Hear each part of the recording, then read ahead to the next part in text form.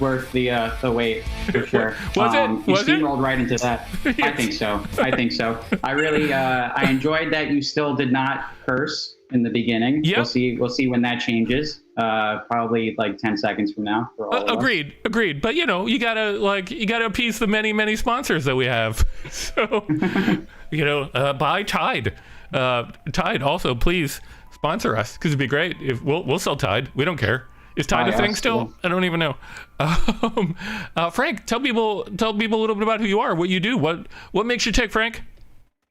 Yeah, sure. I am a writer, performer. I work primarily with the Armory, doing sketch and shopper shot, which for those who are not in the know is an improvised drinking game. We do it all over Queens, Brooklyn, and in the city as we get back into doing this live comedy thing. I also put in that graphic that I'm a sales op manager, because I debated it because it's not like it's like a secret identity or anything. It's like I'm Batman and I one part of the day and Bruce Wayne in the other. But yeah, I work in ad ops, ad tech, like during the day. That's my 9 to 5, targeted TV advertising, all that spooky stuff that you think your phone is doing, it's doing it, and I'm doing the TV version. Good to know that you're part of the problem, Frank. It's good to know that you are. Yeah, I can work on the sponsors though, so we'll see. Okay, good. Heather, do you want to kick us off? You want to get into our first segment? Absolutely. Our World You Crazy? This is yes. Oh, that's I'm all. Excited to. That's all messed up. Get us into.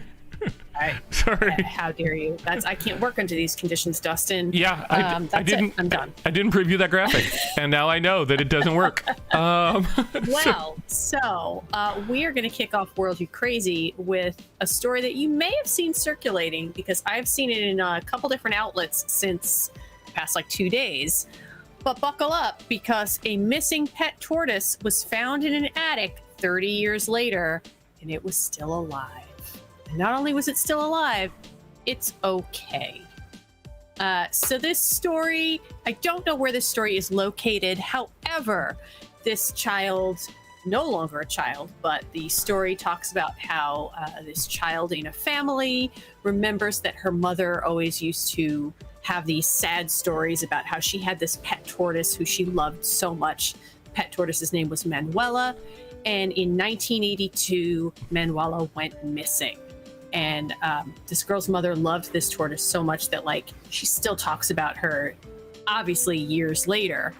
Mom assumed the tortoise had wandered off somewhere. We flash forward to, as I learned as I see this, 2013. So this story is making the rounds almost a decade after. So I would actually love to know an update on this. But flash forward to 2013. The family's grandfather passes away, and the family gathers at the childhood home to sort through his possessions. They go up into the attic, which, when you see the picture of the attic, it is, I believe we term this a death trap. It is very cluttered, very dusty, very stuff everywhere. And as they were clearing it out, they noticed that the tortoise Manuela is there. And not only was Manuela there, Manuela was alive. They think that Manuela survived by eating on termite larvae in the overfilled room, because, of course, as I mentioned, it was a death trap. And they said that she is now fine. The story is giving us the update that a decade later, after being found, so almost 10 years later, bringing us to present day, she is still alive and still doing well. Although they've discovered that Manuela was actually a boy, so Manuela now goes by Manuel. But Wait, they said that... What? Yeah. What? Manuel... So, they lost their turtle and they got the sex wrong? They lost this tortoise, and they got this tortoise's sex wrong. So this family really won. I agree. I agree with Julia's comments. She had so many sweet bucks to eat and no one to bother. Yeah, this. Yeah, it's true. It's true. She had so many bucks to eat and no one to bother her. Now they pulled her out. She's like, God damn it. But they said that Manuela's doing great. Manuela is in the house now. There's a lot of sweet pictures. Manuel. I got that wrong. I got that wrong. That's bad. I got one picture. I got one picture if you want it, so we can. It's okay. We're not live. We're not live. It's okay. No. So I think, according to the article, that's Manuel. So, like, that's. How does I remember my face. My face got like that when I made my diet strictly termite larvae, so it makes sense. Now, I don't know how close this is, so I don't know how big this tortoise is, but how does that live in your attic and nobody knows, nobody's aware of it? And imagine if you don't anticipate it being there and you go into the attic and something that big turns the corner. Like, isn't that horribly frightening? I'm very confused. It's an attic. Nobody's going up to the attic. No, there's where you put the photos. This picture of this attic, like, ugh. Yeah. Put your baseball trophies, Duke Ellington's ghost. But also, how did the tortoise get into the attic to begin with? Is what I would love to know. Like, how did that happen? And like, did no one think, oh, this tortoise like went missing? Maybe it's up in the, like, I don't know. There's parts of the story that I'm like, how did we get to this point where you were like, yeah, the tortoise got out of the house, and no one was like, what about this cluttered, terrible attic? Also, like, was the attic always that cluttered, or was it getting worse and worse in the 30 years that Manuel had gone missing? And how did we not? Again, and if it got, go ahead, Frank. Go ahead. No, it's a fair question, because like a lot of pets, say you want that pet to, run away, you just take it somewhere. That tortoise was not making it back. You could have driven down the block and it probably would have never made it back. But that could have been a game of hide and seek gone wrong. I don't know. I mean, what kind of amazes me the most about the story is that it was eating the termite larvae the whole time, so it was kind of protecting the house too, like a silent guardian angel for years. Like, that's like the cutest, scariest thing I ever heard. Yeah, it had a job. and had a job the whole time. Yeah. Joy made a really good point in the chat that it was, she bets it was a parent that didn't want to deal with it or a sibling. I think Joy might be onto something, that there was just someone in the family was like, this is annoying. I don't want to keep feeding it lettuce. And they like put it up in the attic and or terrible, but I had a real life similar experience to this in that you hid a tortoise for 30 years. No, my friends and I were in the basement, and we were playing with my sister's hamster, and somewhere this around isn't gonna end well. It's okay. Somewhere around 4 a.m. it like occurred to me like, hey, did we ever close the top of the hamster cage? I don't recall if we did. So I went down like into the basement and discovered no, we had not. We had not closed the top of the hamster cage, and there was no hamster in that cage anymore. And oops, it was my sister's birthday. So the morning of my sister's birthday, she's like 7, comes down to discover that like her hamster is just gone, and it's just tears and doesn't want to have the party. And I just feel awful because my friend, because I didn't want to play with the hamster to begin with. I didn't like hamsters, but my friend was playing with it and didn't put the cover on, and I felt really bad. And we went out that day and we bought her another hamster. And then a week later, we went into the garage and the hamster had like burrowed through a bunch of different walls and was just like living in our house in the walls for a week. So now we had 2 hamsters, and they both died eventually because hamsters. But that's some Shawshank Redemption action. Yeah. Except he was so close to freedom, but he didn't get out. Like, decided to go further in the house instead of Yes, yeah. So my point is that like sometimes you have good intent and it still goes missing. Is all I'm saying. Sometimes it's not evil, but sometimes it is. And sometimes you're just like, I wish I knew where this tortoise went. And everyone's like, oh. It's not small. It's not like no. No. And they said that like when they found him, he grew because obviously now he was eating real food. Yeah. Not just some sad bugs. Or maybe he liked the bugs. I'm not going to make any judgment. Yeah, maybe. I mean, I figure that is somewhere within their diet anyway. I mean, but imagine just that scenario where you're just like sitting at dinner one day, depending on where the attic is located, and then that tortoise gets so big it's neglecting. Maybe it doesn't like the termite larva, it then just falls through, during your little stofers, get together, and then boom, right on the table. Cowabunga. And then comes out with a shiv, and he's like, "What the fuck, guys? What the hell?" Nunchucks.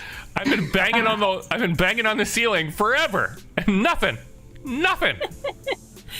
How do we know that Manuel wasn't actually fighting crime this whole time? Let's be real. I mean, how do we know it was like? Do we know like? How do we know it wasn't another tortoise? Like, how do we know that this isn't like second generation?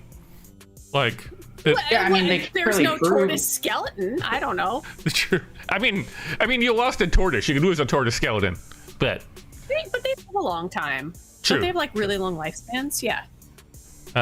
Do we have anything else on this? Do we want to move on?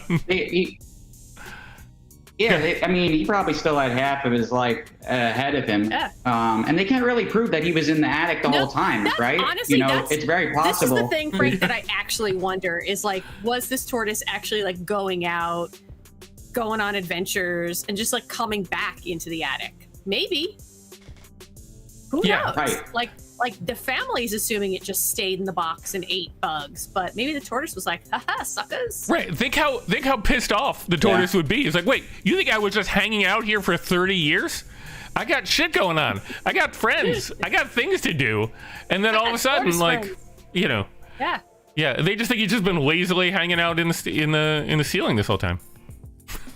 All right, Frank, do you want to get us into our next story? Yeah, you got it. And if my computer dies, that's what Facebook Messenger chats are for, to figure out tech things. But hopefully we power through here. Oh, are you like dying? Is your battery like going? I think we'll be okay. I blame Apple. My laptop's all kinds of messed up, but we'll power through. Do you want to plug in or something? Fair warning. Do you want to plug in? It's plugged in. That's what makes it messed up. Okay. But we'll see. It's a tortoise. So my story Yeah, right. It could have much more life ahead of it. We'll see. Just like Manuel. So my story is about this is where I start off knowing the location, even though I've never been there. This was at the Louvre in Paris back at the end of May. So someone, a young man, came to the Louvre wearing a wig and lipstick and rolled up in a wheelchair and went right up to the Mona Lisa, I assume passing through, a pretty heavy crowd of people, maybe politely waiting his turn, I'm not sure, and took a piece of cake and smeared it all over, I was going to say the Mona Lisa for shock effect, but over the bulletproof glass in front of the Mona Lisa, in between. So because of past incidents, I don't think any of them were cake related, but past incidents of, vandalism of that nature, they had that glass established. But this guy just smushed, whatever verb you want to use, the cake right over the glass, covering it up. And when he was kind of being taken away, he just claimed that it was an act of environmental protest. He said, in French, I assume, think about the earth. There are people who are destroying the earth. All the artists tell you to think about the earth. That's why I did this. So like a lot of pieces of art I've seen, I'm going to say the same thing. I don't get it. No, it doesn't. It doesn't make any sense at all. Because I think I had seen that, like, at first he tried to like hit the glass with a bat or something like that, and then when that didn't work, he smeared the cake. Which I was like, well, you knew it wasn't going to work if you brought cake. Like, you knew, I guess. Like, do you want me to share the picture of the? Oh, of yes. Yeah. Let's do it. Okay. So that's on the left is the guy.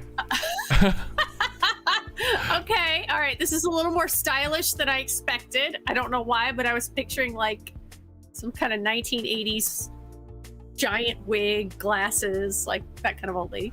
I think he had probably pulled it off at that point. Yeah, sorry. Yeah. If we're analyzing his technique, I think it was pretty sound. You can see the brush strokes there as he was definitely making some art. Did a few lines there. I think so. I don't mind it. Art can be revised. Let's keep it. Yeah. This is the wackiest story. I did not read this story beforehand, so this is all new to me, and this is insane. I mean, what? I mean, he's got to, like, I was trying to think of, like, how dumb is it? I was trying to figure out, like, just how dumb was this plan. But if he had, like, let's be honest, if he had put cake on any other art, would we be talking about it right now? Like, if he had gone to the MoMA, would we care? Like, is he throwing cake because it goes back to the whole let them eat cake thing? Is that why he's throwing cake at the Mona Lisa? I'm just not getting the connection of why he's throwing cake at the I'm putting it up in chat. Why is he throwing cake and then saying it's about the environment? And like, why does he think this is making a statement? It's on the Mona Lisa. Something in his brain is not connecting for me, and I would like to know. Just would like to, like, what is it a let them eat cake Marie Antoinette thing? Like, what are we connecting here? Oh, I mean, he could have put it toward the mouth or something, but sure, that's just right on. It doesn't line up in terms of the execution, the thought behind it. I mean, he definitely did not have a lot of faith in the Louvre security guarding the arguably most famous painting in the world. To Dustin's point of him taking out a bat and then hitting on that a little bit, and then going, all right, we're gonna go with Plan B. We're gonna go with Plan B here. Time to go. Nope. All right. Okay, but let me ask you guys. Pass me that cake, please. Let me ask you guys this question: do we know for a fact that he had not recently married the Mona Lisa, and he was doing the like let's cut the cake and shove it on the other person's face, and since the Mona Lisa can't talk or move, like, that's what he had to do? Do we know for a fact that that's not true? Does it say it in the article anywhere? Well, if the Mona Lisa can't talk, then the Mona Lisa couldn't say yes, so it'd be non-consensual, but like, I guess non-consensual. It's just like the turtle. Yeah. it's just like the tortoise. We can't hear their side of the story here. So I don't know. I mean, he explained himself, right? I mean, he was offered a chance to talk about this and decided that, you know, this was an act of protest related to the planet.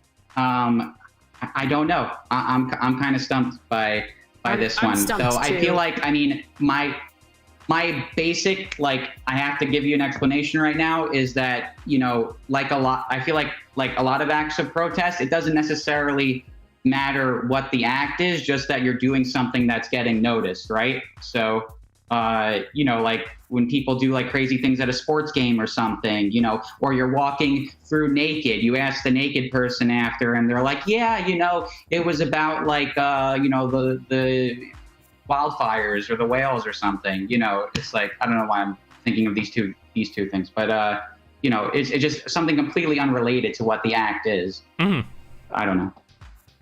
I'm trying to think of the right way to like, so at some point, like, if I tried to bring a water bottle into a museum, they would lose their shit, right? Like, they would say, no, you can't do that unless you got like coffee at like the little shop or whatever. But like, this person snuck in cake. Like, and I know that there are different rules for old ladies, but how do you, like, that's not a small amount of cake. Like, if we look at the picture, like, that's a decent amount of cake that was on that person. So like, how do you explain away that much cake going into a museum? Stick it under an overcoat. I assume he had like a big coat. I guess. Yeah, I mean, this is a pretty amazing, you know, get up, you know, to your point, like the effort that went in. Like, the only thing that would have been better if it was like 3 children stacked on top of each other, you know, but you in said, one of those. Frank, didn't you say that they were in this disguise in a wheelchair? Yeah. Yes. Yeah, so you just sit in the wheelchair, you have a big coat on. Yes. It's covering So they cake's in your lap. I mean, I could. This is a reveal. This is a good reveal. I mean, like, really, this cake's sitting there. You're reeling around. You're like, yeah, we're reeling around, and then you're just like, ha ha. Yeah. But it's good to know that if you play your cards right, you can sneak cake. I wonder if they linger too, like, kind of. Yeah. Right. Yeah, I mean, that's honestly how I'm gonna, to your point, like, that's how I'm gonna get a water bottle into MSG, you know, next time I go. I'm just gonna, you know, come in with, you know, some sort of, you know, crazy big coat, some sort of wig, you know. We're gonna, get you know, now wig. we have the playbook here. Get a good wig, and big enough that you can comfortably just stick it under the wig. And then just have a bottle of water under your wig. No one's gonna look. Well, I know who to ask for tips on wigs, so. I got you, Frank. Every time I go to a sporting event, I have the same like awkward conversation because I'll get like a bottle of Coke or a bottle of water, and they'll always want to take the cap away because you're not supposed to have the cap, and I always have to do that. Like, hey man, like, can I keep the cap? Because like, I'm not gonna see it, and I'm gonna knock it over, and then I'm gonna like lose it. And they always do the look around, like, make sure they're not going to get busted, and then like give me the cap. Or like half the time, I guess they do that. Half the time they just tell me to like go screw. But the other half, and I'm just like, that's like the law that I'm breaking. That's like the bad boy thing that I'm doing in a hockey game, is keeping the cap to a bottle of water. And it's like actually most covert thing I ever have to do. I don't really go to sporting events, so I didn't know that, and that would, as a clumsy person, it would incredibly stress me out to not have a cap on a bottle of anything. Yeah, because they don't want you throwing it on the ice. So they. Oh, okay. Yeah. I mean, all right. I respect that, but they also want you to spill it. Yeah. but true. laughter. This is very true. People are scared of liquids. Solid food, not so much. I know. Sure. Why is that? I don't know the reason, but it's very true. Well, I like to imagine this person giving you the. Yeah, right. I like to imagine this person giving you the cap at the game, and then afterwards it's like, you know, wrapping up for the night or something, and they're counting all the caps out, and they're like, hey, George, you're fired. There's one missing. There's always going to be one manager that's like that. You know it. Yeah. Well, you sold 85 bottles, and I have 84 caps. 100%. So, yeah. Why? Do we want to move on to our third That's when story? you just take the cake out, you smush it, and you make a run for it. Right. Nobody ever sees it coming. We're gonna move on to our next story. Anything else on this? So, I think we're ready. Okay, so I'm just gonna bring up the title right away. Texas, on the books, legally has a law that says you are not allowed to have more than sex. You're not allowed to be in possession of more than 6 sex toys, as some sort of like obscenity, like morality kind of like bullshit thing. And like we were going to talk about it in relation to like other laws that they have and how it's silly that like, and yes, to me it's crazy, like ignoring all the other laws that they should have. The fact that the state that says freedom says like, yeah, but like you're really going to bring about the downfall of society if you have 7 dildos. Like, and now admittedly, I don't know why a person needs 7 dildos, but I will fight for their right to have them. But like, oh no, we lost Frank. Oh no. There we go. While we wait for Frank, oh, there you are, Frank. Frank, what happened? We lost you for a second. You're working your way back, it seems. In the meantime, Sonia. That's correct, Sonia. Yes, correct. One for each day of the week. Yes. How dare? And Texas is trying to stop that. Texas is like, no. Right. Well, I guess Texas doesn't want you to have one for the day of the Lord. You know, heaven forbid. That's true. That's an excellent point. Frank, are you back? Yep, Joy. Exactly. Yes. Great minds, Joy. Great minds. Well, while Frank is figuring it out, we will keep going. Let me get my notes. I think I'm just gonna. I just want to let chat just have at this story. Yeah, I like that we need a day of rest. It's true. Oh it's true. gosh. Remember though, like it's not just dildos. There are other sex toys. There's other sort of things that can happen. I think it originally. Well, so does the story say that? Like, because I did not look at either of the stories that weren't mine because I enjoy being surprised. Yeah. Let me get the exact wording. Is it only right? Okay. A person. The law says a person who promotes or wholesale promotes obscene material or an obscene device or possesses the same with intent to promote or wholesale promote it in the course of business is presumed to do so with knowledge of its consent and character. A person who possesses 6 or more obscene devices or identical or similar obscene articles is presumed to possess them with the intent to promote the same. Basically, like, the only one person has ever been convicted, or one person who's ever been tried for this. One of my questions. It was a lady who was doing one of those like multi-level marketing, like passion party kind of things of like. Okay. Look, if this law bans those parties, that's those fair. MLMs, Yeah. I'm okay with that. But she was a former teacher with 3 children, and got arrested. That's fine. I don't care about that part. Got arrested. When she was having one of those parties, and like the cops, I guess, were like there waiting to see what happened, and it was okay if she said that they were novelty items and like gag gifts, but the minute she said that they were intended for sexual pleasure, then she got arrested and given a $4,000 fine. Eventually, it was dropped, and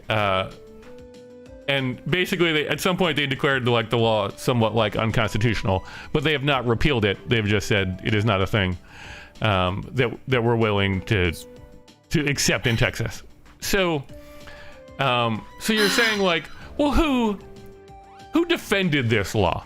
Who went out of their way to make sure that this law was and like was like, here's a great law. Let's talk about like what? Frank, do we have you back before we continue? Who thought about this law? Yes. Thank you in the chat. Yeah. I'm gonna say, is it Suji? I hope I'm getting that right. Please feel free to be like, no, you got it wrong in the chat. Suji. But Suji, yeah. Also, I was wondering this too. Like, were they there because they just happened to be, or were they like actually doing like a sting operation on this? We don't know. We don't know. But I do have the answer as to who defended it in court when somebody said, "Hey, this law is ridiculous." You won't. I think I might know what this is going to be because you referenced this earlier and I didn't know how it was going to connect. Yeah. It is the wonderful Ted Cruz. who wrote, "There is no substance." There's no substantive due process right to stimulate one's genitals for non-medical purposes unrelated to procreation or outside of an interpersonal relationship. Oh, he's just mad because he can't do it. So, a party that says we should have the right to everything is saying there is no inherent right to stimulate your own genitals. That's the argument that is being made right now. So, that I just felt like people needed to know that was a thing. People needed to be aware of the fact I am not getting any of these buttons right. Now, Heather and I, while we wait for Frank to return, Frank may have switched computers. Am I back? I think you're back. Yeah, am I here? Yeah, you're here. I hear you. You're here. I hear you. Okay. Hello. Oh, you can't see me? We can see you. We can see you. It's just Yeah. you're dark. Try that. Okay. All right. Well, Also talk Joy. about penal code, guys. What? Oh, I'm angry. I didn't think of that. Back in Wow, time. I'm very Back angry I just didn't in think of time for joke. that. That's a perfect joke, Frank. That is just kiss joke. Joy bringing up a good point, and it is a point that is linked to this story that we wanted to keep. We wanted to keep this story sort of in this podcast sort of on the lighter side, Right. Because we're all here for fun. We're here to have a good time. But that is indeed involved, as Joy was saying, that there are certain things like guns that they are not putting regulations on, but they are putting regulations on the sex toys. I actually faked all that just to avoid this conversation. No, don't, Joy. Don't be sorry, Joy. Yeah. Right. I mean, it's ridiculous. For the record, I did the math on guns, and then we'll move on right from it. I figured out how many guns there are, which is 393. There's 400 million guns in the U.S., 393 million of which are in the hands of private citizens, only 7 million of which are in the hands of the military. 32% of all adults own a gun, and there was some other math in there. 32%? Yeah. Okay. Which means ultimately that the average person who owns a gun owns 4.8 guns. So it means you can't have more than 6 sex toys, but you can have like almost 5 guns. Like your average person with a gun has 5 guns, which is a very crazy comparison to me. And we'll move on because again, we don't want to get political, but it's just, I was hoping the number was greater than 6, although I was horrified. Sad. Like just sad. Yeah, it's weird. It's weird. And I'm assuming most of those are in Texas. Although I did see something where like Texas was mad because California had more guns at one point, and they were like very offended by that. So that is our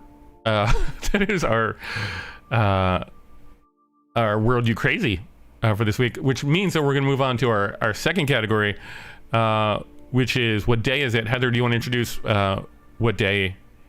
Oh my gosh. What day is today? I do. Okay, so we have what day is today, and I have a what day is tomorrow. So Okay. let me kick it off with what day today is. A day that I had never heard. I mean, I've not heard of a lot of these, but this one I really was like, excuse me, what? Today is Love Island Day. And it's the day where you're supposed to usher in the new season of the UK hit romantic reality series, Love Island. Of course it is. Of course it is. I have not heard of this. I am not super up on my reality TV, but apparently it's a huge hit. It says, this specific article says, Love Island Day, a time of celebration when countdowns are over and summer of excitement begins again. Apparently it says it's the most watched TV show that ITV2, which is a UK channel, has ever aired, and one of the UK's most popular reality shows. So I guess it's like Survivor, only in the UK. And fans want an entire day dedicated to it. And I was like, when was this founded? Yesterday? And apparently no, it was founded in 2015. That's how popular and how long it's been going on. Wait, Julia is saying, you cheat on your ex? Is that the point of it? That's the point of the show? Is that I don't know anything about the show. That's what everyone hopes to see out of it, I would say. Right, but you can't cheat on your ex. They're your ex. That's the whole. Like, you cheat on someone who then becomes your ex, but it's not cheating if they're your ex. Cheat with your ex? Cheat with your... No. What happens on the show? Yeah, Julia, we're getting into the synopsis. Yeah, Julia, now that you've started it, you opened the can of worms, and now we want to know.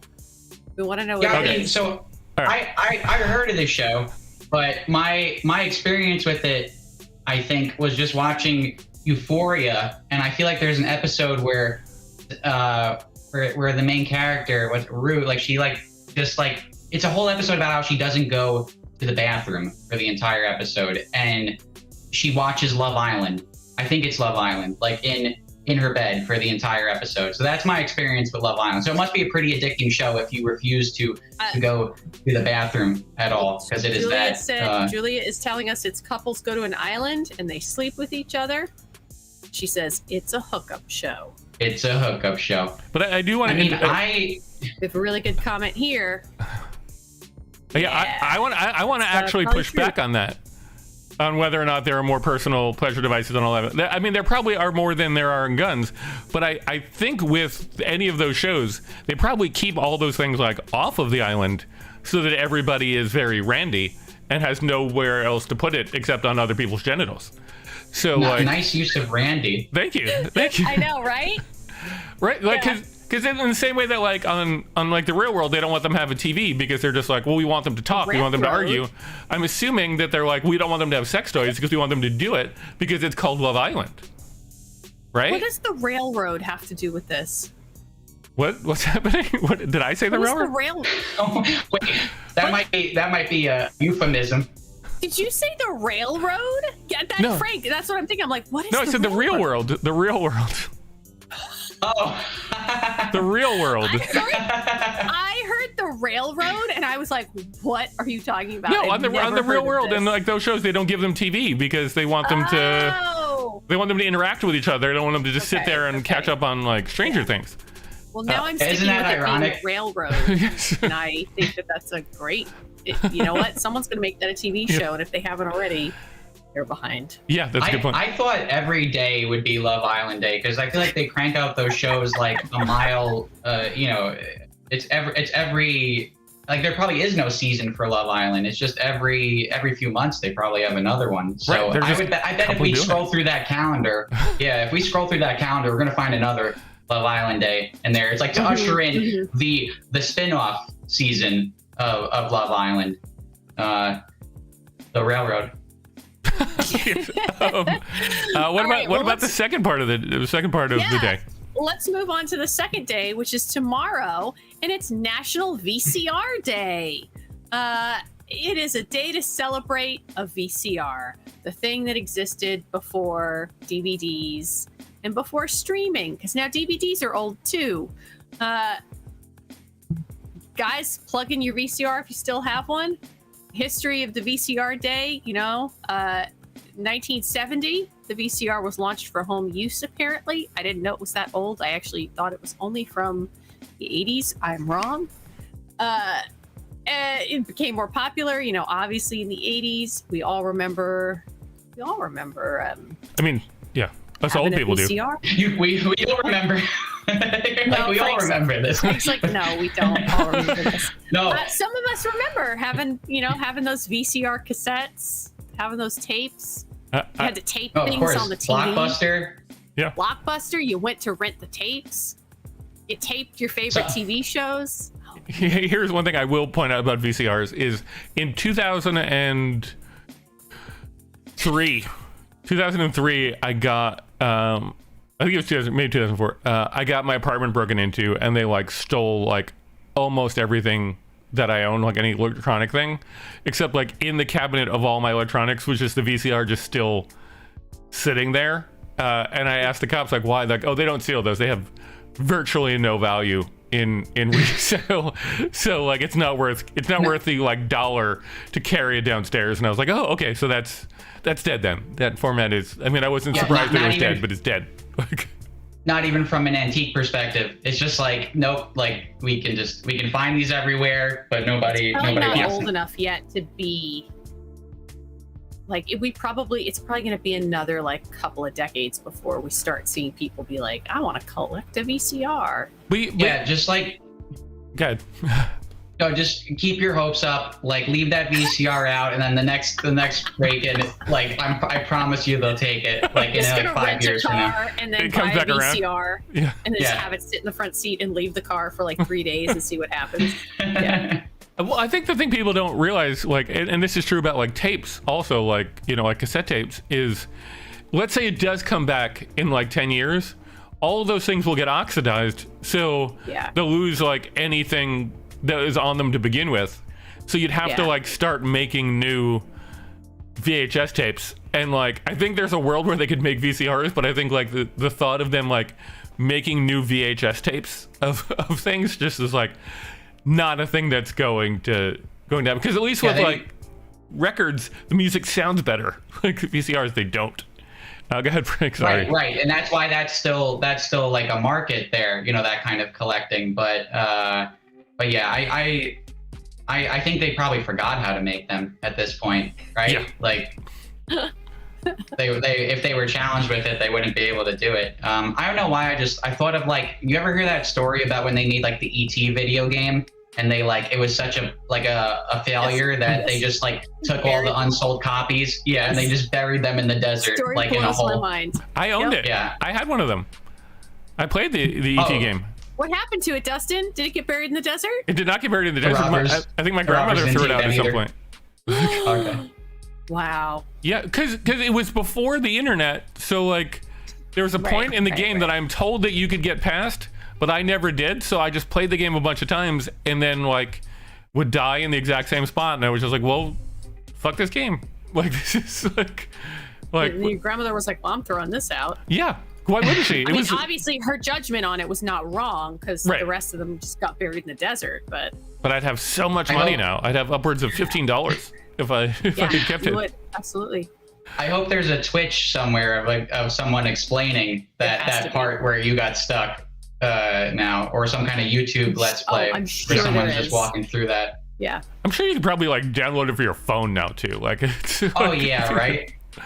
The That's so lines true. of If you can code. play like Grand Theft Auto on your phone, I'm sure you can play the ET video game. I mean, the thing is, even though like I kept dying at the same spot, like it was still only like 20 solid minutes of gameplay before you got to that part, which I'm told was like 5 minutes away from the end. Anyway, Right. Like it was, Right. it was Like shorter than an arcade, basically, than an arcade game. right. It was super lame. Cool. Anything else on? Sonia is pointing out that she has a working VCR, so we should all go over to her place and watch. I'm gonna assume that National VCR Day was not founded in 2015, like the Love Island Day.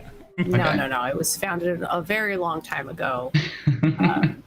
I didn't notice when, But if you are out there and you are watching Love Island on your VCR, let us know, because that would be a perfect celebration. That's how you celebrate. Yeah, that's what you should do. I will say there's tips and tricks on how to celebrate National VCR Day, and I'd love to share them with you before we move on. Okay. Post old memories on social media. What was your favorite VHS movie? What did you do when a VHS tape got stuck in the VCR? Watch your old recorded home videos. That's assuming you have a VCR. And then rent some movies. If you still own a VCR, take it out of the attic.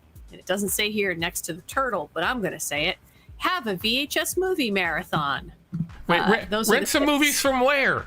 Rent some movies from where? Who is still renting Where are you VHS renting tapes? movies from? Exactly. That no one's like, yeah. Yeah, there was one funny goddamn story, though, Blockbuster and it closed down.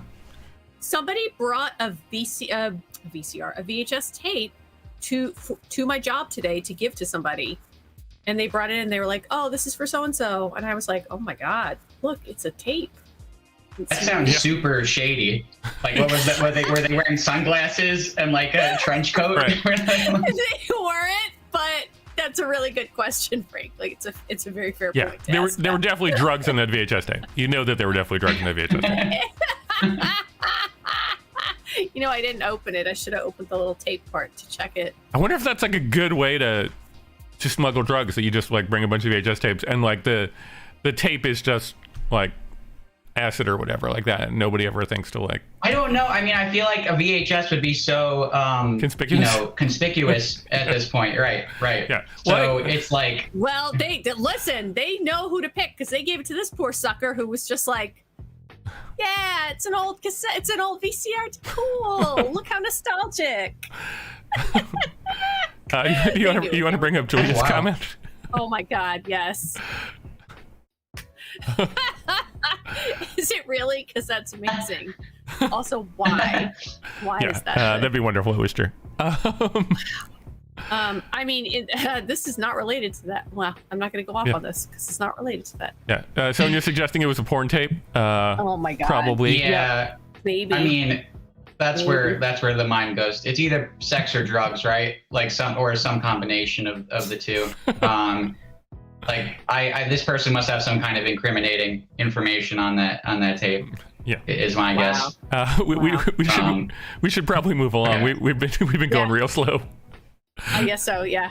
Yeah, my technical difficulties contributed to that, I'm sure. Frank, do you want to introduce your days? Yeah, I feel like our drug talk is a good segue into my day, or one of my days, which is National Name Your Poison Day.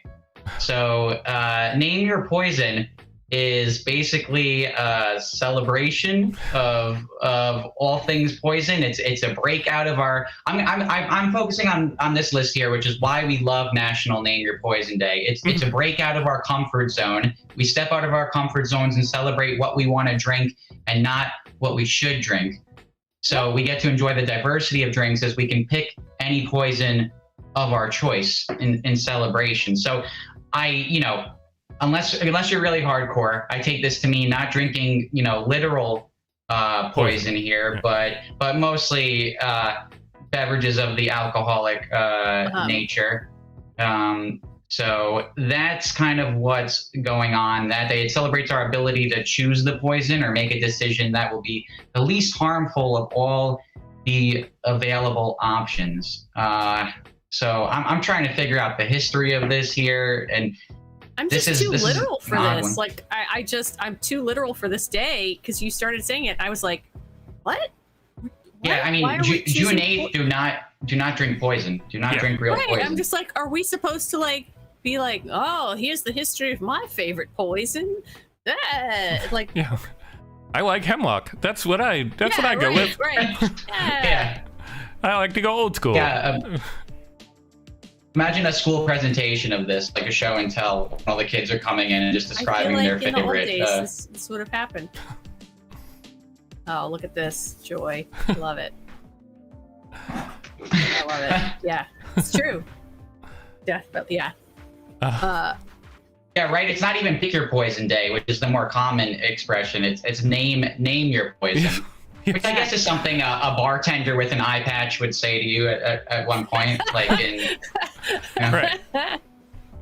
But others be like, my poison's name is Steve. Hello, Steve.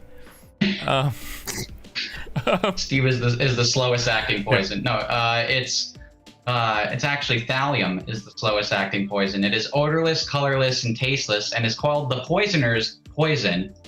So yeah, that's how you know it's pretty serious. It's painful, slow acting, and has a wide range of symptoms that are often suggestive of other conditions and illnesses. So when you're watching like Investigation Discovery at night and you find out how this person killed their spouse, it's through thallium, it sounds like. Yeah, just over months and months of. Did you just have that fact like off to the side, or what? No. You just know that? Yeah, this is my favorite holiday, guys. Like, I didn't even I just picked this one. No, it's part of this whole breakdown here, and I find that pretty interesting. And now you know. The more you know. Wow, yeah. I'm disturbed by that. Joy, if you could just stop paying attention to this part for a little bit, I don't need you. So more on thallium, Frank. Expand. Yeah. Where can you get it? Where's Can I get it from the guy who's giving VHSs at Heather's place of work? I mean, if I get a VHS tape tomorrow that says thallium on it, I'm going to be suspicious. I do feel like mentioning poison tied to your other day it is seems like a little odd too. The Oopsie Daisy Day? Oh yeah, sure. So Upsy Daisy Day. So think of that, and that's, you hear Upsy Daisy, and that's the same thing where it comes from, and that it's kind of as in opposition to poison in some ways, but also similar. It's sort of a celebration of positivity is what I got out of it. That it celebrates that the actions we take and the choices we make when we decide how to react to a particular event or what can make or break us. So just like the pick your poison thing, just call this positivity. Why is it called Upsy Daisy Day? It's like, the example they give is like, if it gives the example of tossing a kid up and down and then going Upsy Daisy, Upsy Daisy. What? So I guess that's what you say when you drink some poison by accident too. Yeah, you guys ever just shook babies? And then if you say Upsy Daisy, it's okay. It's okay. You can shake as many babies as you want. That's your get out of jail free card. Upsy Daisy was like a thing you said when you tripped or made a mistake. Like, I feel like I've heard people say that where they're like, Oopsie Daisy. Right. That's what I say to too. I guess it's when you toss them too high or something. Yeah, exactly. And they don't come down. Yeah. Yeah, and you're like, oh, Oopsie Daisy. Upsy Daisy. No! And then the laugh track plays. Everybody's okay. Yeah. Yeah. And then a sad family member comes and takes... And the hole in the ceiling reveals the tortoise who's been up there for 40 years. Tortoise just falls through and is like, wow, what took you so long? Upsy Daisy. Upsy Daisy. Yeah, no, there was something else here too that I was reading before that was like, how do you celebrate Upsy Daisy Day? It says celebrating National Upsy. Oh, it's National Upsy Daisy Day. Isn't hard. You can decide to wake up happy, do activities that help you stay cheerful, and indulge in activities that spread joy to other lives as well. I feel like waking up happy is have you ever just opened your eyes and you're like, good morning? It's like you don't wake up anything, I don't think. No. I don't know. I feel like it's pretty neutral. But you can decide apparently before you go to sleep, just like how you lay out some cookies for Santa, just have something that makes you happy, just post it on the ceiling right there. So the moment you open your eyes, it's ready for you. I mean, truthfully, is my recommendation. I mean, to your point, if there were cookies waiting for me when I woke up, that'd be a good thing. So anybody who wants on the ceiling, yes. That way I could just push a button and the cookie would just fall into my mouth. It'd be wonderful. I wouldn't even have to do anything. There we go. That's a very Jimmy Neutron, Dexter's Laboratory kind of invention. Yeah. That you would say. It's dangerous because as soon as it hits your teeth, you'd be in trouble. But if you can get it straight in there, you're good. Don't unless you're anybody. top bunk in a bunk bed or something. Yeah. Yes, because that's how Joy and I sleep in a bunk bed. You have a little slide, and the cookie hits the slide, slides down, and then gets into your mouth. Yeah. Yeah, what those what's the Goldberg? Yeah. All right, I'm gonna move us on because we're already 52 minutes in, and we still have a bunch of stuff left to do. We're halfway into the show at this point. All right, so I have 2 days. I have the shortest words for the 2 days. My 2 days are National Earl Day and National Sex Day. So let's start with National Earl Day. National Earl Day is literally just a day to celebrate people named Earl. That's all you need to do. If June 9th rolls around and you know somebody named Earl, go say, hey, Earl, good job being Earl. I'm proud of you. The whole day, you would think would come from something big. It really doesn't. It comes from the fact that there was a guy named Earl who invented who opened a dirt track race that people seem to really like. And his friend was just like, hey, that's awesome. Good job, Earl. Hey, I don't know that many people named Earl. Let's just make a National Earl Day. End of story. What? And the way you celebrate it is to look up historical Earls.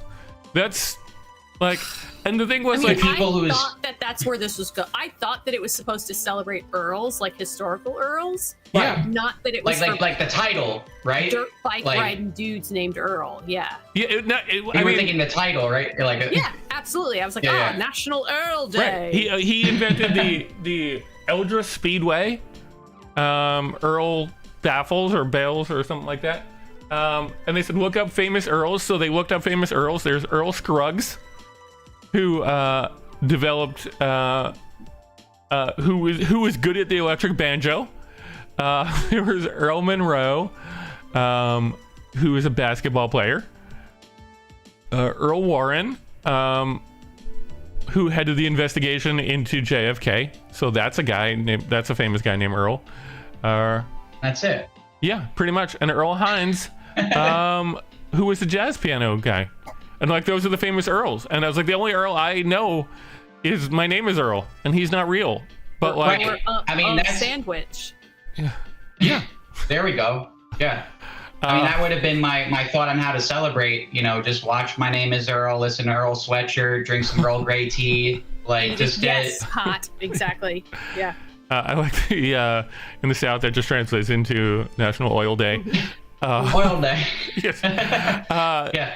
So if you know somebody named Earl, go celebrate it. If you don't, then you're out of luck. There's no way for you to celebrate.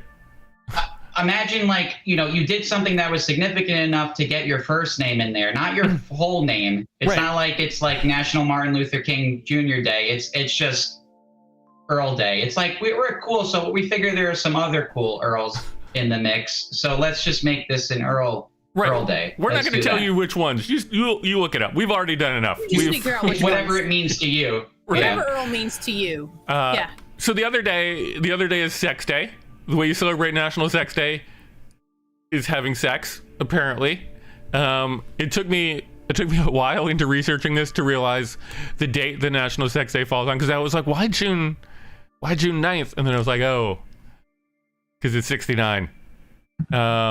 So if you ever need to remember what day National Sex Day is, Wow. it's June 9th, 6-9. Wow. The funniest collection of two numbers that you can put next to each other.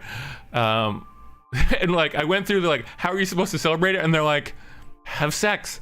That's and talk about having sex. Watch My Name is Earl. Watch My Name is Earl, or watch the porn tape that got delivered to Heather's office. Yeah, but you're only allowed 6 aids, though. Right. Be careful. Oh, only 6. The one thing they did say is, if you are going to have sex on that day, and I recommend that you do something different. Keep it interesting. Don't just have like your normal sex, but have like a weird, wacky sex that day. How dare this day get involved?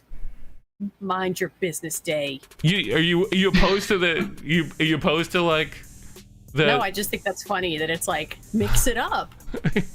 Right. Well, because it's not just every other, like, because it's the day, you know, like it's 6-9. Yeah. Right. If you're gonna honor National Sex Day, then it's just like, make it special, Man, make it interesting. What did everyone do when it was 6-9-69?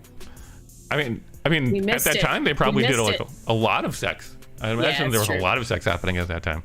Yeah. I don't think that. We could ask Manuel, the tortoise, he probably remembers. Yeah, Manuel knows.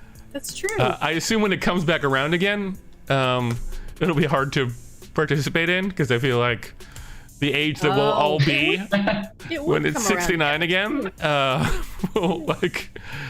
be in my 90s, so I'll probably break something. Listen, But you're gonna climb down from your bunk Dustin, bed, it might be and worth you'll it. and you'll you'll figure it out. yeah.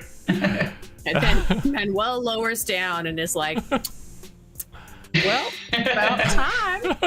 Okay. So those are my voice for days. Manuel. Those are my days. I think it's time we move right along to our final section, which is Would You Rather? Which we need to go through. What's the matter? Look, you gave me the weirdest fucking question. Why did I give you the weirdest question? You just did. You could have changed Get it. ready. Let's let the audience No, determine I'm not this, offended by okay? this question. This question is just weird. I I looked warned- at it, I was like, Let's let the audience get offended. I warned you. okay, everybody. I warned you. You had a day. I know I had a day. I saw it. I reviewed it. Yeah. Hey, audience. This is a bad Hey. one, yeah. Dustin, hey, Frank.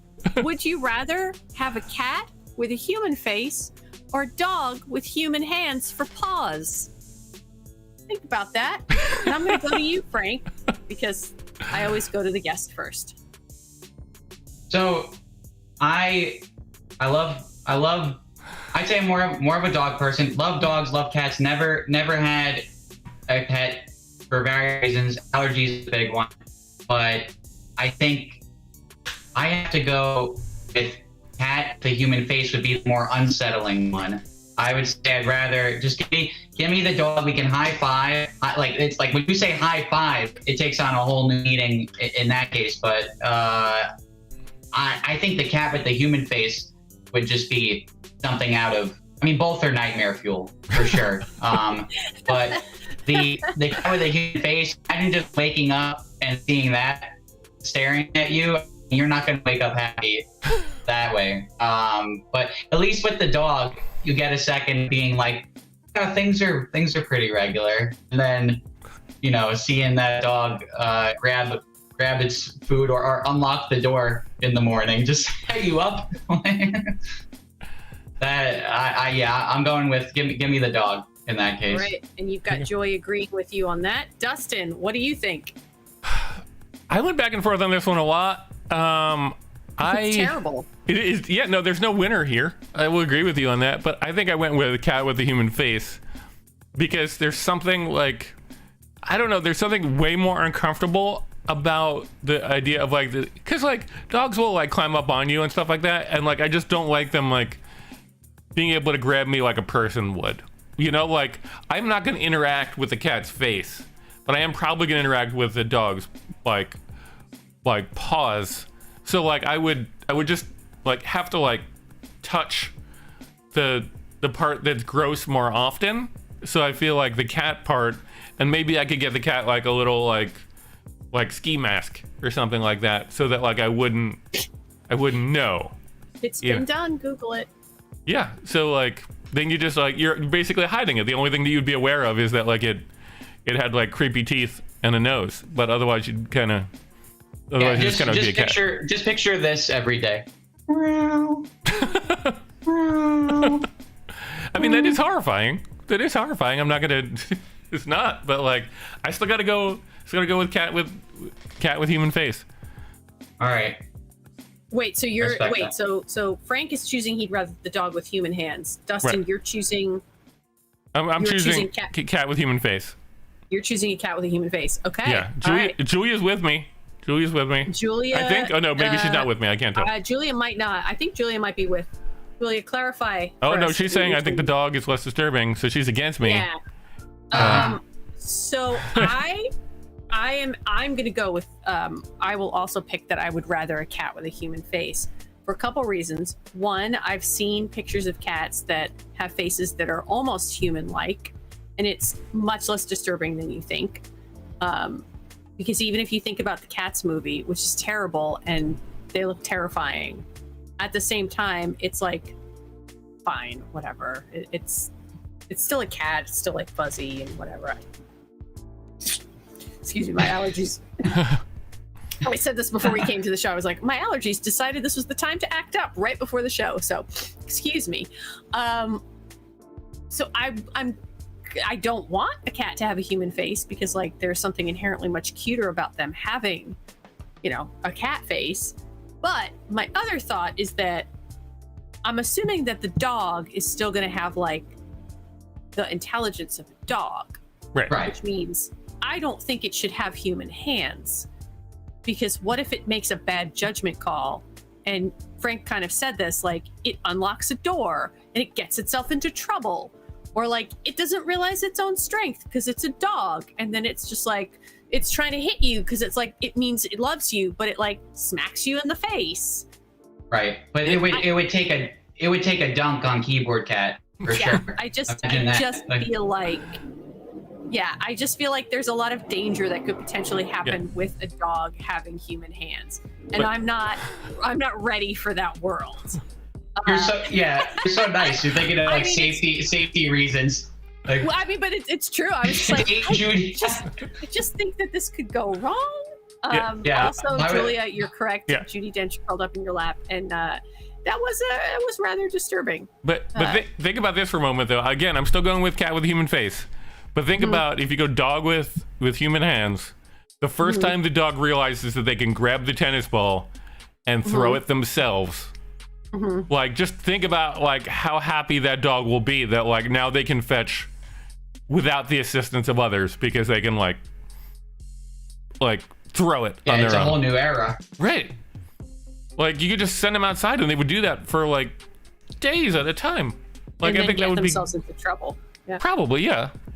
Like, Yeah, that's what was stopping them this whole time. Like, that's why they're dependent on us. They just a need dog chases a car and the dog is, haha, where's Andy Fitch? The dog beckers a car. Yeah.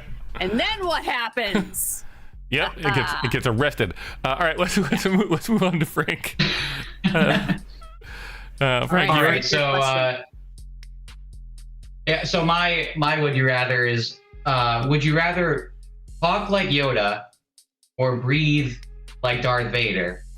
So if we're establishing some ground rules, which may be obvious, but just to clarify, all your interactions, any kind of volume or intensity, inflection, you're talking like Yoda. And I'm going to say, I'm taking that to mean not just talking in the order that Yoda talks, but also speaking like in that exact Frank Oz, voice. I would say that's how I'm interpreting that. And then breathing like Darth Vader, I feel like there's not much to say about that other. Every breath you take, word that's saying, you're just giving that big. So that's my interpretation. But I'm gonna pass it to Heather first there on what you would rather do. I think that I'm with Joy and I go with Yoda because as weird as it would be, and I'm sure it would ultimately be like irritating, I already hate enough as an allergy sufferer.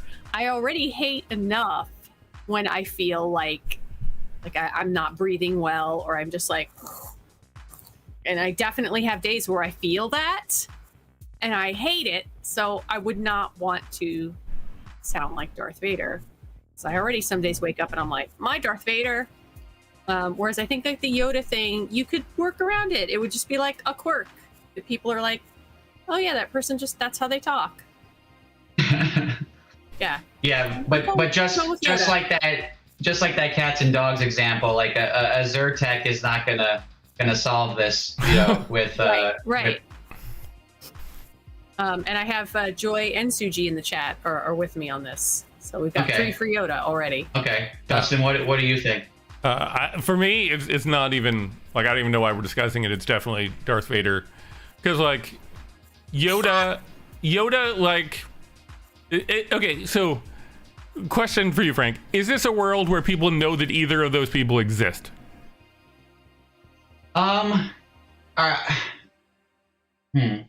Let's say yes. I'm gonna say yes. Okay. Just because I feel like that's where you're leaning with this argument. Right. Like Darth Vader is so much more intimidating than like Yoda. Yoda's smart and he's a great Jedi, and like if I had to pick somebody whose side I would fight on, I would pick Yoda every day.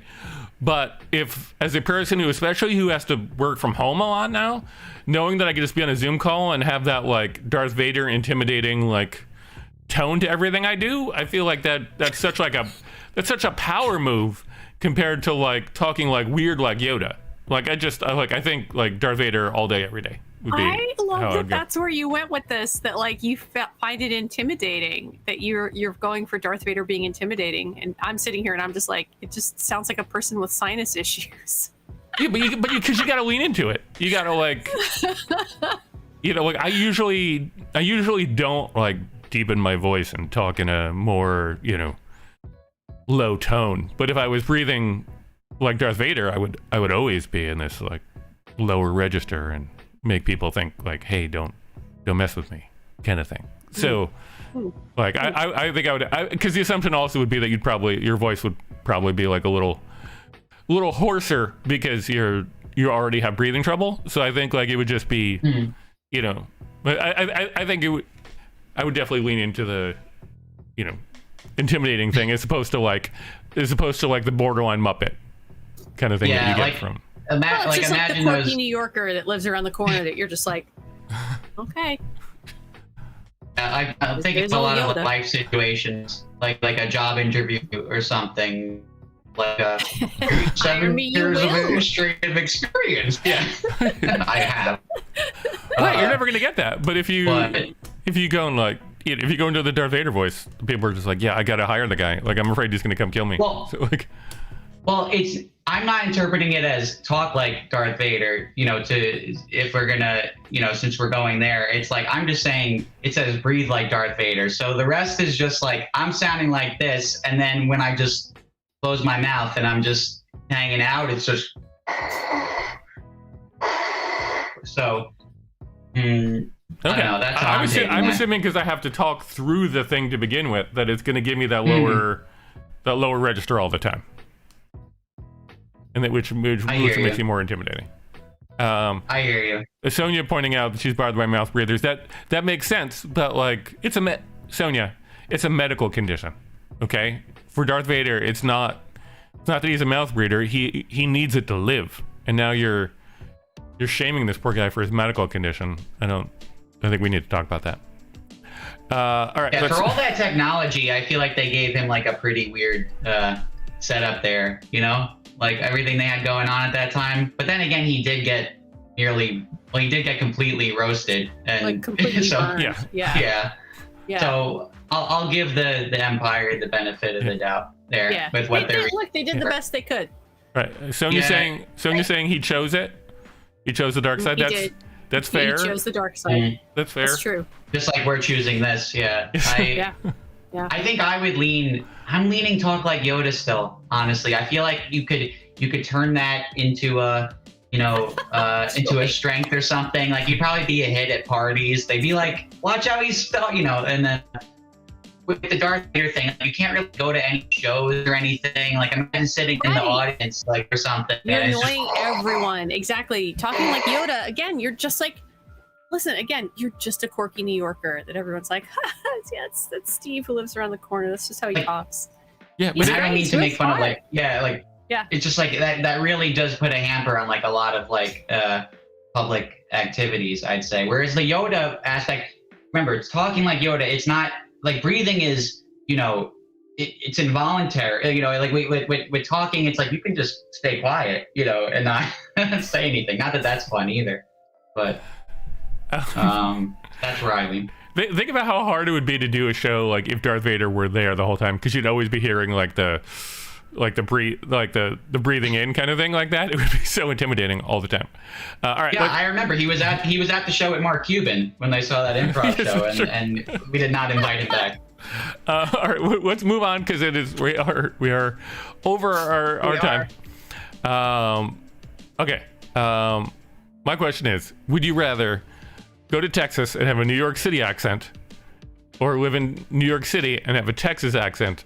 Something that I have to do twice a year to begin with. So I have a strong opinion about it to begin with, but I'll go to you, Frank, about which you would prefer. Yeah, I mean, the latter is something that will probably happen to me at some point in my life. But I don't know. Like, I think I lean toward rather having the New York accent and living in Texas. But maybe that's because already my accent here. But I just think of how, I mean, as nutso as some of the stuff we just described like 20, 30 minutes ago is, like, I feel like New York people, they're the people who will not, like, they're just obnoxious. Like, they're gonna hone in on something, if there's something that stands out, and they just, which is weird, right? In such a diverse city, but like, I feel like there's so many people who would just like give you a much harder time about it than they would in Texas. But then again, I could let you know, or you could let us know what the experience is when you go down there, and if you get a lot of flack for it. But I lean toward the having the latter, the New York accent in Texas. Yeah, I mean, we just had Jeff's comment up. I think a Texas accent gets you more free drinks in New York City than the reverse. I think that's why I would personally go with the Texas accent in New York, because like guys will want to fight you generally, but I think girls can get past the accent, can get past the Texas part of it, and just like, ooh, that's a fun accent. That's a Southern accent. I'm into that. This guy's probably a gentleman. Like, I think like at least like half the people would give you the benefit of the doubt. So it feels like Texas in New York is better than New York in Texas. As a person who has done it, like nobody was awful, but I think like, and I also don't have much of an accent. Like I don't lean into an accent very hard. I think everybody in Texas knew that I was not from there, and it probably like in the long run would not have helped, but it wasn't like awful. Anyway, sorry. Do you think I do? Do you think I have a like? What's your opinion on my accent? Is it New Yorkie? Is it? I was going to ask you where you were from. I wondered if it was from Jersey. Yeah. No, I'm from Queens okay. originally. So I knew you were tri-state. Like I knew that the twist was not going to be that you were from Texas. Yeah. Well, the whole time I was waiting for that bombshell. No, because I never, you don't think about it too much, I guess, growing up, but, or at least I didn't. And then when I went to college, everyone was like, wow, like you're like right out of the, insert TV show here. I guess, Seinfeld, something I don't think you are at all. That's so funny. Like maybe I worked on it. Yeah. Like I think I'm pretty good at sussing out accents. And the only thing I was convinced was that you were tri-state. I was definitely tri-state somewhere. Dustin, I would. Yeah, I would know that you were from New York. Yes. You would, and I've lost so much of my accent. I've lost like 90% of my accent. Like it used to be like I was unaware of what the letter R was. It would always be like Leda and stuff like that. Yeah. Oh my God. Yeah. Yeah. I think at some point Joy's going to record me hanging out with my dad, who very much has kept any accent that he had, so that you guys can hear when I accidentally slip into, of course, like Bronx accent. Right. I always like to think that I don't really have an accent, and then, as my husband likes to point out, the word FOREHEAD, I say farhead, and he's just like, okay, there's your accent. It's right there. How is it supposed to be said? Forehead. It's FORE. Yeah. HEAD. Yeah. Like Okay. the forehead. Right. It's like a four. Right. Exactly. Yeah. But Dustin's like, yeah. How else do you say that? The hardest one for me. Was, it took me so long to say the word drawer. Like you put things in a drawer. That's not. Draw? Yeah.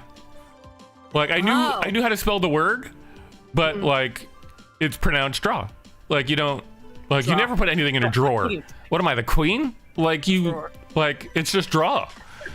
And eventually I got like made fun of enough. I think largely when I went to college, I think I got made fun of enough that it really beat the accent out of me. Yeah. And then you started talking like Yoda for sophomore year. And that fixed it. Yeah, exactly. Yeah. All right, let's get into our. Oh no, that was our last one. That was our last one, isn't it? Was, yeah, did we all have a vote? Oh yeah, no, I haven't given you my vote yet. I'll give you my vote real fast, and my vote might be controversial, but I think I'm picking New York City accent. No, I'm picking Texas accent in New York because I personally think that New Yorkers, I think we are very welcoming and very accepting, and we are always giving people the benefit of the doubt because we're a melting pot, even when we're like, I don't know, person's from Texas. But I think that I think that the New Yorkers who are not like that are transplants, personally. I'm throwing it out there.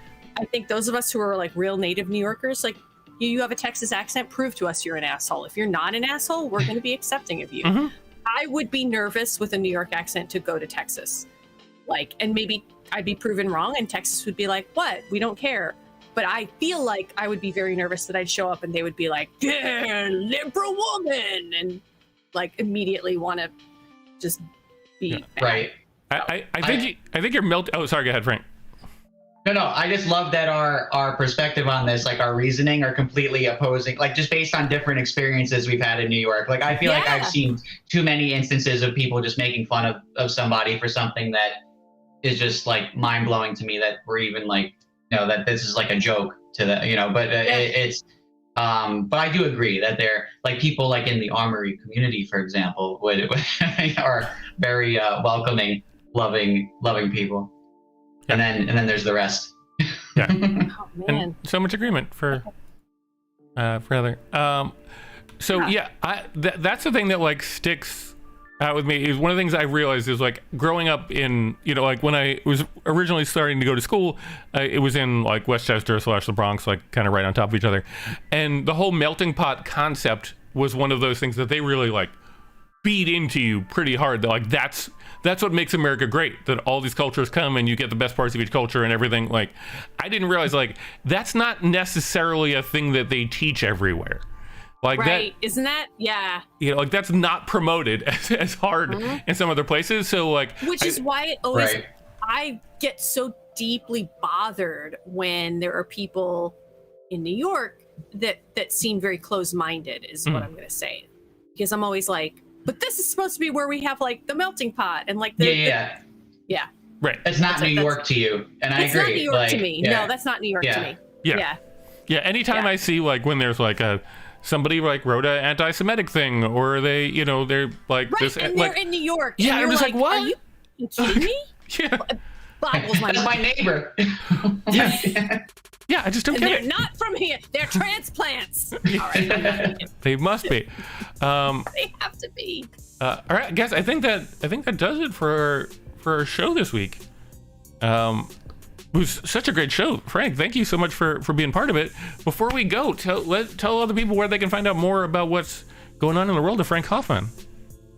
Yeah, sure. So technical difficulties aside, I had a blast, you can find me performing primarily with the Armory. We do sketch, we do improv, we do shot for shot. And for those, and I think I said before, but it's basically an improvised drinking movie game. We do a lot of those most weekends. Where you can find that is all over the place at the Tank in the city, as us New Yorkers refer to Manhattan as. You can find us at Young Ethel's in Brooklyn, at Shillelagh Tavern in Astoria. We're covering all the boroughs here. And then actually we have a double feature. It's a shot for shot Ghostbusters followed by a sequel that Armory founder Leah Evans wrote, and that will be at Super Secret Arts, which is in the city, right? Somebody help me. It's in Gowanus. It's in Brooklyn. Yeah. Nope, it's in Brooklyn. Okay, wrong borough. It's really close to Super- Young Ethel's, actually. Okay, so there you go. It'll be my first time there, but that'll be this very Friday. And I want to say, what's the time? It will be at 6 Doors, 7:30 show. 7. Yeah, 7 or 7:30. Oh, I yeah. see 7:30. I think Okay. it's at 7 or 7:30. Yeah. Get there at 7. Get there early. Find Yeah. a good seat. Find a You'll good be fine. seat. It's a beautiful space if you haven't been. It's a really cool art space. So I'm very excited, as should everyone be who just heard this, and they should be getting their tickets now, yeah, and or reservation or memberships. and on social, you can find Frank at, You can find me at Hey It's Franklin 71 with 2 Y's, and you can get your quality 2 Instagram posts a year, and various stories promoting said Armory thing. So I mean, content, if that's your thing, well, you might just drown in it with me. So get ready. cool. And Heather, what's going on with you? I will also be in the Super Secret Arts Shot for Shot this weekend, the Ghostbusters and Ghostbusters sequel. So come see that. It's the first time we're doing Shot for Shot in Super Secret Arts, so it should be really fun. It's Cool. exciting. Cool. Yeah. And I am going to be doing, this is such lame information, but I am doing stand-up somewhere in Beacon on Saturday. I don't know what time or where exactly, so I guess, like, message our Instagram at Super Important Stuff, and I will let you know where I'm going to be. But just know that if you're in the general Beacon area, I know of at least one person in the audience that I'll might find be you. there, or if not, knows where you are. right, come check it out, and we'll have a good time afterwards. It's the first time I'm going to do stand up in a little while. So awesome. anyway, that's been our show. Again, Frank, thank you so much for being a wonderful guest host. Heather, thank you for being you. And Always. folks at home, thank you so much for for watching, and we'll be back next week with another amazing show and another amazing guest. And it's been so much fun. And thank you for sticking around for this whole like hour and 23 minutes. We had so much fun. We had so much to talk about. And we'll see you again soon. Bye. Thanks for having me, guys.